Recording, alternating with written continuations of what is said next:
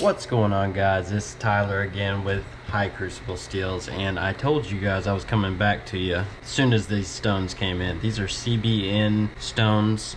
This is a 1200 dual-sided grit. I have sharpened this up to a 600 grit so far, so we're just continuing now that I have my stone. The reason I wanted to go to a new stone is because my current 1200 grit, I wore it thin. That's an electroplated diamond plate by Sharpall, and this one I got from a woodworking shop. I'll post down below exactly where the website was, and there is also a video showing the microscopic view of this particular stone. Alright, we were sharpening at 18 degrees, so very similar to what we did last time, and we're just going to go ahead and start with our normal strokes. This stone definitely has a different sound to it than diamond stones do. It's almost a little bit more tympanic, for lack of a better word. I'm just gonna go ahead and check real quick with my yep, right around 18 still. Again, this is a Cruwear blade steel, so with a very fine, even if it is a CBN stone, it's still gonna take some time to produce a burr at such a high grit. Alright, and that's exactly what we're getting now for the most part until we get about right there, and so I still need a little bit of work on that edge. We're so close, guys. We just got to get down to the very bottom here. I'm just gonna flip it over, see if we can get it a little bit better here. Some fresh stones. We're gonna take a quick look, guys, at the burr, see what it's looking like. Goodness gracious, guys. Here we go. Everything that I was just sharpening. Alright.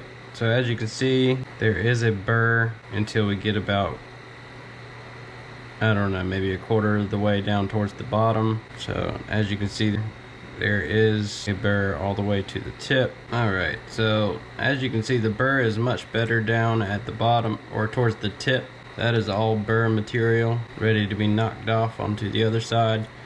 So I am going to continue real quick with this. Alright, so I'll just go over this a little bit.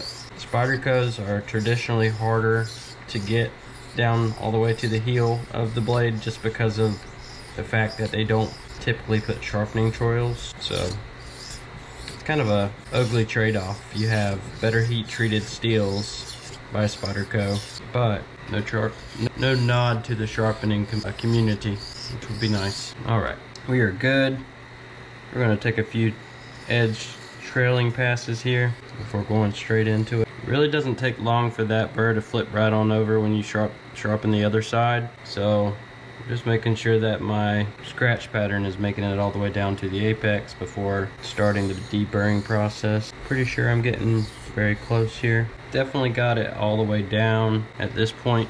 So it is time to go ahead and start deburring this knife. We'll go ahead and do some edge trailing strokes like we always do, just to kind of fatigue that burr, flip it over to the other side. You almost do it just like you would a strop or the push stroke. Okay. Alright, burr is still present, guys, so it's time to knock that down a little bit. This is what the other side looks like.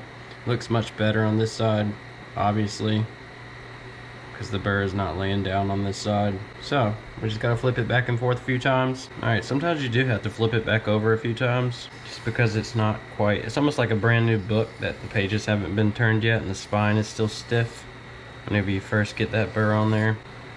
Alright, now I have completely gotten it off of there, and I will show you that as well. Alright, we're going to take another look at the finished product after I'm done deburring here, so you can see that both sides are completely deburred at this point for the most part, minus a little bit of stropping.